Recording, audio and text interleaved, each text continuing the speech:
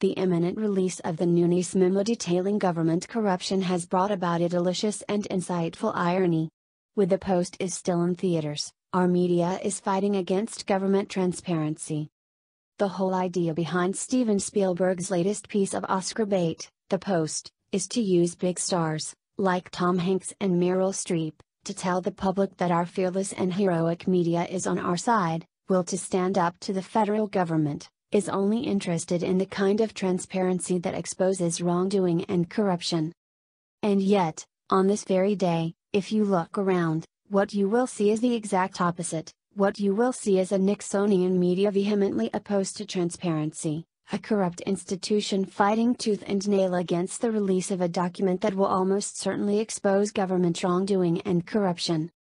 Spielberg's well-reviewed film, which is currently in theaters, takes us back to a bygone era when the American media bravely defied the government in order to release the Pentagon Papers. This was a classified 7,000-page document illegally obtained by Daniel Ellsberg that betrayed a lot of ugly secrets about America's involvement in Vietnam under the Kennedy and Johnson administrations, both Democrats. Although the New York Times was the first to publish, the Post primarily focuses on the far-left Washington Post's stressful battle with the Nixon administration over publication. In the end, though, despite the fallout and consequences, the Washington Post did do the right thing by disseminating this truth to the American people. Imagine that. Some 45 years ago, this country had a media that actually believed in government transparency and accountability, a media that fought for the people's right to know what our own government was up to. How times have changed. The issue in question today, a document that supposedly details wrongdoing and corruption at the highest levels of the Obama administration, the FBI, and Justice Department, has not even been obtained illegally. It has gone through all the legal channels required for public release. Nevertheless, our media is taking the Nixon position, is bitterly opposed to transparency, is actively lobbying against its release. People who want us to believe they are journalists, who sell themselves as reporters, are siding with the federal government to keep this information hidden from the public. A couple of notable examples.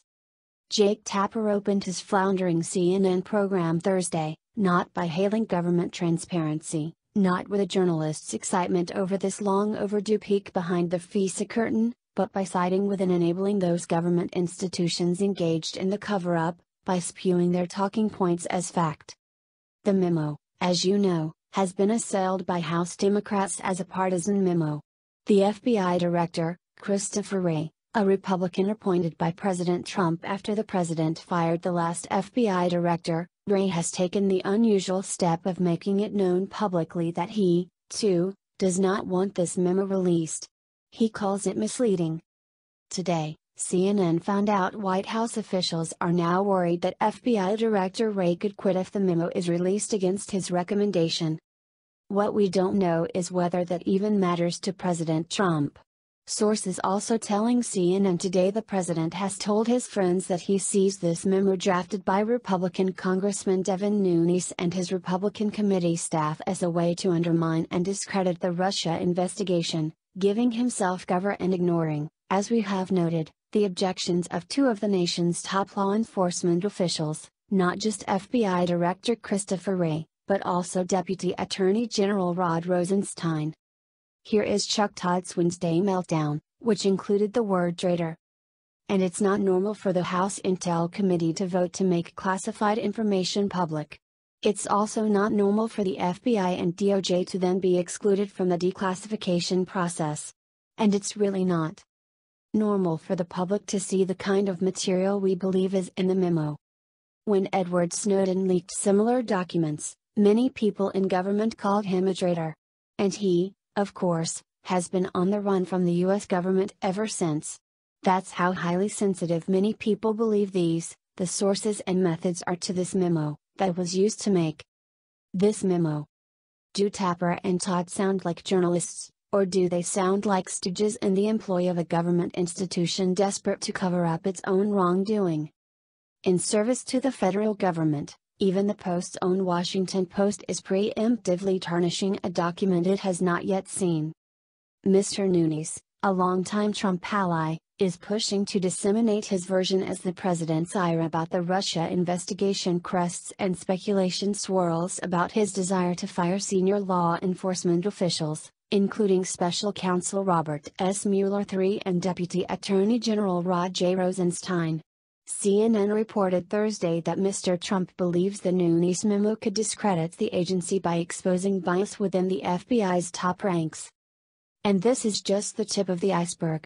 Click around online in your cable dial and what you will see is a national media experiencing a full-blown freakout over the very idea of government transparency. The media is now a legion of Richard Nixon's, grasping, bitter, paranoid partisans. So maybe we should start a fund, the Send a Journalist to See the Post Fund, in the hopes of dropping the scales from their provincial eyes, to remind these hacks that their job is not to guard the government's castle, but to tell us what is going on inside, even if it is inconvenient to their white-hot Russian conspiracy theories. Thanks for watching, guys. Subscribe our channel for more news videos daily and for what's viral today. Also turn on post notifications and don't miss nothing. A thumbs up really makes me blessed.